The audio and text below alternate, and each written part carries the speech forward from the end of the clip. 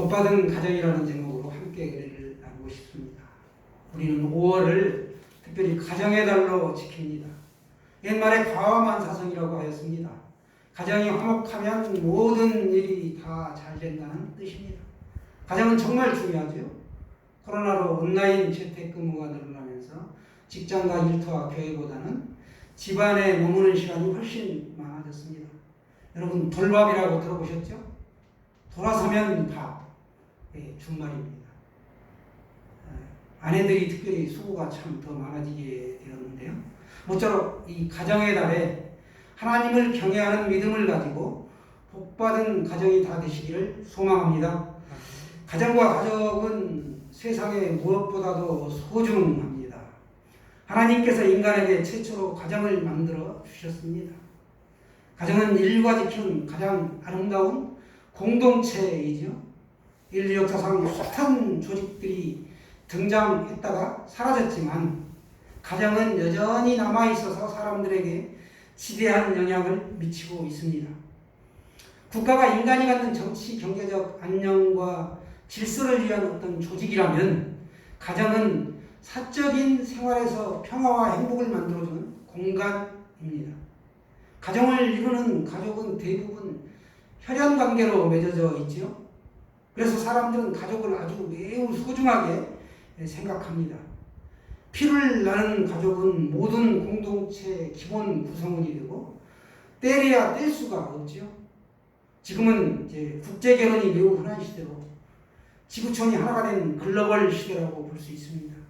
다양한 민족이 서로 결합하여 가정을 이루기 때문에 국적에 관계없이 혈통이 섞여 가족들이 만들어지고 있습니다. 이제 우리는 넓은 의미에서 가족과 가정의 관계를 생각해 볼 때입니다. 기존의 가족 질서보다 더 중요한 가정, 그것은 신앙이 핵심이 된 가정이 되어야 합니다. 이런 가정이 하나님께 복을 받는 구조를 갖게 되죠. 하나님께서 바라시는 아름다운 가정은 하나님을 경외하고 형통과 평강을 누린다는 사실을 기억해야 합니다. 오늘 보면 1절 말씀 우리 한번 다 같이 보시도록 하겠습니다.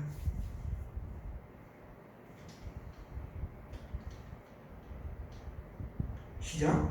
여호와를 경외하며 그의 길을 걷는 자마다 복이 있도다. 여호와를 경외하며 그의 길을 걷는 자마다 어떻다고요? 복이 있다. 이걸 오늘 말씀하고 있습니다. 복받은 가정이 되기 위한 영적 비결을 말씀하고 있는 것이죠. 우리는 하나님을 경외하는 삶을 가르치고 부지런히 배워야 합니다. 그러나 오늘날 어떤 가정에서 어떤 부모가 하나님을 경외하는 것보다 돈을, 성공을 강조하고 있죠. 하나님을 경외하는 삶을 가르치고 배워야 되는데 돈보다 성공보다 하나님을 경외하는 것이 최고의 가치라고 가르치고 있지를 않다는 것이죠. 그래서 하나님을 경외하는 원칙이 쉽게 강가되고 무시될 뿐만 아니라 외면당하고 있는 것이 작금의 현실입니다. 그럼에도 우리는 하나님을 경외하며 그의 길을 걷는 자마다 복이 임한다는 사실을 믿으셔야 합니다. 여기서 그의 길을 걷는 자는 하나님의 말씀대로 사는 사람을 말합니다. 하나님을 경외하는 사람은 무엇보다도 하나님의 말씀대로 산다는 것이죠. 여러분, 차선이 있는 길을 운전하는 것과 차선이 없는 길을 운전하는 것, 어느 길이 평안할까요? 당연히 차선이 그어진 길을 운전하는 것이 평안하죠. 안전합니다. 우리가 하나님의 말씀을 따라서 사는 삶과 하나님의 말씀을 따라서 쭉 따라가는 삶과 어느 것이 우리의 인생 길에 평안하고 안전을 가져다 줄까요? 하나님의 말씀을 따라 사는 삶이 당연히 자유롭고 복된 인생이 됩니다.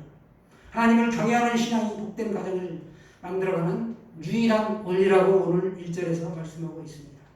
경외의 참 뜻은 경건한 사람들이 두렵고 떨리는 마음으로 섬긴다, 이런 뜻을 가지고 있는데요. 거룩하신 하나님을 우러러보고 존중하는 마음, 이런 것들이 바로 경외지요. 한마디로 경외란 하나님과 우리의 무한한 차이에서 생겨나는 어떤 감정을 말씀하고 있습니다.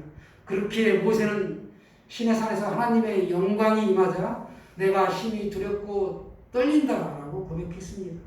따라서 신앙이 있다면 우리가 경박한 마음으로 하나님 앞에 나아가 무리하고 부주의한 태도로 하나님을 경배하는 척해서는 안 될 줄로 믿습니다. 그것은 진정으로 하나님을 경외하는 것이 아니기 때문이죠. 하나님을 예배하는 성도는 이런 불경죄를 지을 수가 없습니다. 하나님을 경외하는 가정은 주일마다 거룩한 예배를 드려야 합니다. 거룩한 예배로 하나님을 경외하는 마음을 표현하고 복받은 가정임을 우리가 증명해 나가는 것이죠. 2절에서 하나님을 경외하는 가정은 뭐라고 말씀합니까? 내가 내 손이 수고한 대로 먹을 것이다. 내가 복되고 형통하리로다. 손이 수고한 대로 먹어야 복되고 형통하다 라고 말씀하고 있습니다. 경외하는 가정의 구체적인 복을 제시하고 있는 것이죠. 일할 수 있는 사람에게 생업이나 직장이 있고 그가 수고한 대로 열매를 거두고 그 열매를 누리며 산다는 것입니다. 오늘날 일을 하고 싶어도 직장이 없어서 일자리가 없어서 많은 사람들이 힘들어하고 있습니다. 또 일자리가 있어서 열심히 일을 하지만 수고의 대가를 받지 못하는 사람도 있습니다. 그런가 하면 수고하여 많은 소득을 얻기는 했지만 밑빠진 독처럼 돈이 새어나가는 그런 경우도 있습니다. 학계 선지자는 말합니다. 너희가 많이 뿌릴지라도 수입이 적으며 먹을지라도 배부리지 못하며 마실지라도 흡족하지 못하며 입어도 따뜻하지 못하며 일꾼이 삭슬 받아도 그것은 구멍 뚫어진 전대에 돈을 넣음과 같이 된다. 이렇게 말하였습니다. 즉 헛수고를 하는 것이죠. 성도는 이 말씀을 기억하고 하나님을 경외하며 올바로 섬기며 손이 수고한 대로 소득을 얻되 그것이 헛되이 나가지 않도록 잘 살펴야 합니다. 아무리 하나님께서 복을 주시는 분이라고 할지라도 그 복을 얻기 위해서는 손의 수고가 선행되어야 합니다. 그래서 성경은 누구든지 일하기 싫어하거든 먹지도 말게 하라. 갈라디아서 6장 7절에 이렇게 말씀하고 있습니다. 일하지 않으면서 바란다는 것, 이건 합당하지 못한 태도입니다. 하나님은 이러한 자를 빈손으로 돌려보낼 것입니다. 하나님을 경외하는 성도는 근면과 성실로 참된 노동의 가치와 의미를 알아야 합니다. 하나님을 경외하는 자가 수고한 대로 먹는다는 것, 이것은 하나님의 돌보심과 보호하심 그리고 지켜주심의 의미가 포함되어 있습니다. 그래서 하나님을 경외하는 가정은 내 집 안방에 있는 내 안에는 결실한 포도나무 같으며 라고 오늘 말씀한 바와 같습니다. 안방은 집의 구석에 모퉁이에 배치되어 있죠. 이스라엘 집에는 아내의 방이 집의 가장 은밀한 구석에 배치되어 있음을 반영한 말씀입니다. 즉 아내가 복이라는 것입니다. 아내를 포도나무에 오늘 비유하고 있습니다. 포도나무를 보면 줄기는 볼품이 없죠. 가지도 가늘고 약합니다. 포도나무는 혼자 열매를 맺을 수가 없습니다. 포도나무는 덩굴 식물이기 때문에 든든한 지지대를 세워주어야만이 그 지지대를 타고 덩굴이 올라가 열매를 탐스럽게 맺죠. 그 주렁주렁 열린 열매, 이 결실한 포도나무는 아내로 하여금 아내로 인하여 결실이 온 것이죠. 하나님의 풍성한 복, 형통하게 하는 복이 그 가장 구석구석에 채워지게 되는 것을 오늘 결실한 포도나무와 같다라고 말씀하고 있습니다. 또 많은 자녀를 양육하는 아내의 모습이 담겨있기도 합니다. 무더운 여름철 시원한 그 포도나무 그늘 아래 편상을 갖다 놓고 거기에 온 가족이 둘러앉아서 탐스러운 열매를 따먹는 즐거움 한번 상상해 보세요. 굉장하죠? 이와 같이 수고하는 남편이 기둥이 되어 받쳐주면 아내는 그 가지를 타고 올라가서 시원한 그늘이 되어주고 열매가 맺힐 수 있도록 해준다는 것이죠. 하나님이 역사하시는 겁니다. 결론은 이렇게 가족이 즐길 수 있는 풍성한 가정이 복되고 아름답고 행복한 가정입니다. 한 힘들어하는 여인이 있었는데 하나님께 기도했습니다. 하나님, 제발 빨리 천국 좀 데려가 주십시오. 그러자 하나님께서 말씀하시기를 지금부터 9일 동안 내가 시키는 대로 해라. 3일은 집안 청소를 깨끗이 해라. 또 3일은 아이들한테 잘해주어라. 남은 3일은 남편한테 잘해 주어라. 그리고 나서 너는 마지막으로 집을 한번 둘러보아라. 이렇게 말씀하셨습니다. 그 여인이 순종하여 이와 같이 해보았더니 기분이 아주 좋아졌습니다. 집도 평안하고 아이들도 사랑스럽고 남편도 좋아지게 되었습니다. 그녀는 결국 깨달았습니다. 가정의 천국을 만드는 것은 자기 자신에게 달려있다는 것입니다. 우리는 누구를 숭배합니까? 죄의 본질은 자기를 숭배합니다. 그러나 신앙의 본질은 주님을 숭배합니다. 누구를 숭배하느냐?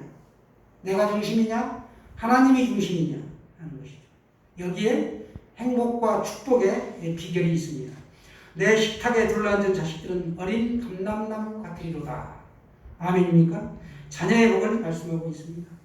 유대인들의 대표적인 농산물이 무화과와 포도나무 그리고 감람나무인데 이 감람나무는 올리브를 말합니다. 어린 감람나무는 그 신선한 활력과 건강하고 유쾌한 삶을 상징하고 있습니다. 가정에 자녀들이 있으면 얼마나 신선하고 활력이 넘치고 그 자녀들이 재롱을 떨 때 건강하고 웃음꽃이 핍니까? 감람나무는 설사 베어진다고 해도 그루터기에서 새로운 싹이 금방 솟아납니다. 번식률이 좋고 그 열매는 양식이 되고 기름으로 가정에 불을 밝힐 뿐만 아니라 약용으로 쓰이고 화장품 재료가 됩니다. 진실로 이 밥상에 빙 둘러앉은 자녀는 하나님이 우리에게 주신 상급이요 기업이요 열매가 되는 것입니다.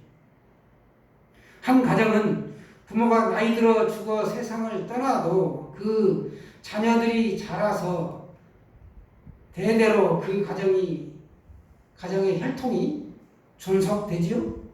여호와를 경외하는 자, 손이 수고하는 대로 사는 자는 가정의 복을 받습니다. 부모에게 있어서 자녀는 매우 큰 기쁨이고 희망이 되죠. 또한 부모는 자녀에게 절대적인 영향력을 미치는 존재입니다. 따라서 부모가 먼저 믿음의 본을 보입니다. 이게 참 중요하죠. 경건하고 복된 삶을 살 때 자녀들에게 선한 영향력을 끼치게 됩니다. 우리가 믿음하게 되면 하나님과 우리를 연결하는 어떤 끈입니다. 하나님의 복음을 믿는 사람의 끈은 동화에서 나오는 썩은 동화줄이 아니죠. 튼실한 튼튼한 줄입니다. 믿음은 그래서 두 가지가 중요한데 방향이 있고 정도가 있는데 이 두 가지가 중요합니다. 믿음의 방향이 잘못되면 우리가 이단으로 빠지게 되죠. 믿음의 정도는 강함과 약함이라고 볼 수 있습니다. 부모가 먼저 믿음으로 보이시기를 바랍니다. 믿음의 반대는 불신에서 오는 염려가 됩니다. 그러니까 믿음인에는 감사 또 감사, 요만한 것만 있어도 그저 감사. 그러나 그 옆집에 염려에는 염려, 불안, 근심, 초조, 거기에다가 심지어 궁시렁대기까지 하니까 얼마나 어렵겠습니까? 그래서 그 집의 가훈은 걱정도 팔자다. 믿음으로 가정을 세우시고 믿음의 가족 구성원이 되시기를 바랍니다. 그러므로 복되고 형통한 가정은 부가 경제적으로 소득의 열매를 맺고 자녀가 활기차게 자라서 열매 맺는 복을 받는 가정입니다. 하나님을 경외하는 가정은 자손들이 평강의 복을 받는다는 사실입니다. 우리가 4절에서 6절까지의 말씀을 한번 보기를 원합니다. 4절에서 6절까지 말씀 다 같이 읽겠습니다. 시작. 여호와를 경외하는 자는 이같이 복을 얻으리로다. 여호와께서 시온에서 내게 복을 주실지어다. 너는 평생에 예루살렘의 번영을 보며 내 자식의 자식을 볼지어다. 이스라엘에게 평강이 있을지어다. 아멘. 여호와를 경외하는 자는 이 같은 복을 받는다. 어떻게 복을? 시온에서 내게 복을 준다. 또 예루살렘의 복을 보며 내 자식의 복을 본다. 그래서 이스라엘에게 평강이 있을지어다라고 말씀하고 있습니다. 모든 복은 하나님으로부터 임합니다. 하나님을 만나는 것, 이것이 바로 복된 장소인데 우리 가정을 든든히 세워줄 구심점, 바로 구심점은 하나님을 섬기고 예배하는 신앙과 믿음이죠. 우리가 하나님을 만나는 장소는 예배의 자리고 이 예배의 자리가 어디에 있느냐? 바로 교회죠. 이 교회로부터 국가의 행복과 가정의 행복과 평안이 임하게 됩니다. 시온은 예루살렘 성을 말씀하고 있습니다. 시온에서부터 복이 임한다. 하나님의 인재의 상징적인 처소, 성전이 세워졌던 곳이고요. 구약의 시온이죠. 하나님의 백성들이 하나님을 만나는 그 만남의 장소, 이게 바로 시온성이었습니다. 예루살렘은 하나님의 성전을 가리키는데 성전에는 속죄제사의 피가 있습니다. 그때그때 짐승의 희생제사가 드려졌습니다. 구약의 성전은 신약의 예수 그리스도의 피를 말하고 있고 예수 그리스도를 상징하고 예표합니다. 성경의 핵심은 예수 그리스도의 속죄에 있습니다. 예수 그리스도의 피로 구속받은 자들의 모임이 바로 교회이지요. 교회를 통해 얻은 천국 복음의 복은 장차 영광의 천국 복음으로 이어지게 된다는 사실입니다. 성도는 자신의 삶의 구심점을 신앙적 삶에 두어야 합니다. 그래서 오늘 뭐라고 말씀합니까? 내 자식의 자식을 볼지어다. 이것은 손자 후손을 말하고 있습니다. 자자손손, 자자손손, 자손 대대로 하나님의 복을 받는다라는 뜻이죠. 아브라함의 복이 아들 이삭에게로 갔고 이삭의 복이 다시 야곱에게로 흘러갔습니다. 그러니까 교회 밖에는 구원이 없고 복도 복이 아니라는 것이죠. 구원하게 되면 우리가 값없이 은혜로 하나님이 우리에게 주셨지만 복은 조건적이라는 것입니다. 온 가족이 하나님을 믿고 교회에 나와 하나님의 말씀을 듣고 그 말씀대로 행하며 사는 성도와 그 가정이 복되고 형통하며 행복한 가정이 된다는 말씀입니다. 성도의 복은 영원히 계속될 생명, 영생을 소유하는 데 있습니다. 사람들은 오래 살기에 많은 투자들을 하지요. 보약을 먹고 병원을 자주 가고 운동을 하고 여러 가지 섭생에 주의하면서 잠자리까지 쾌적하게 유지하는 데 노력합니다. 그러나 진정한 투자는 하나님을 위해 우리의 목숨을 다하여 헌신하는 데 있습니다. 마지막 부분에 오늘 뭐라고 말씀하나요? 이스라엘에게 평강이 있을지로다. 성도에게 평강이 있을지로다. 이 말씀은 영적 이스라엘, 이건 성도입니다. 성도는 하나님께서 주시는 평강을 누리는 복을 받았습니다. 평강하게 되면 평안을 말씀하죠. 평안을 주시는 분이 누구입니까? 하나님이죠. 사람이 만들어낼 수 없는 것이 평안이라는 사실입니다. 평안을 얻는 법을 성경은 오늘 어떻게 말씀하는가? 주의 법을 사랑하는 자에게는 큰 평안이 있으니 그들에게는 장애물이 없으리라고 시편 119편에 말씀하고 있습니다. 그런가 하면 잠언에는 오직 내 말을 듣는 자는 평안히 살며 재앙에 두려움이 없이 안전하리라 이렇게 말씀합니다. 또 우리가 잘 아는 요한복음 14장 27절에는 평안을 주시겠다고 말씀하시죠. 평안을 너희에게 끼치노니 곧 나의 평안을 너희에게 주노라. 내가 너희에게 주는 것은 세상이 주는 것과 같지 않으리라. 그러니까 너희는 마음에 근심하지도 말고 두려워하지도 말라. 아멘이죠? 이렇게 우리에게 평안을 약속하셨습니다. 밀레 만종이라는 작품을 다 아실 텐데요. 1857년경에 그 프랑스 농촌 마을의 풍경을 그린 그림입니다. 저녁이 되어 하늘이 붉게 물들자 하루 일과를 끝낸 부부가 감자를 수확할 수 있도록 도와준 하나님께 감사기도를 합니다. 수확한 감자가 얼마 되지를 않지요. 그 이유는 자신의 밭이 없기에 밭 주인이 감자를 다 수확하고 남아있는 감자를 거두었기 때문입니다. 그렇지만 하루에 일을 마치고 나서 밥고랑 위에서 기도하는 이 두 부부의 모습, 행복한 모습입니다. 우리의 가정이 이와 같이 되기를 원합니다. 현대사회는 다양성을 띠고 있기 때문에 한 가족이라도 여러 종교를 갖고 있는 경우가 참 많습니다. 가족 전체가 온전히 하나님의 자녀가 되는 것만큼 큰 복도 없죠. 그러므로 우리는 온 가족이 그리스도인이 되도록 기도하고 전도하여 진정 복받은 가정이 되어야 합니다.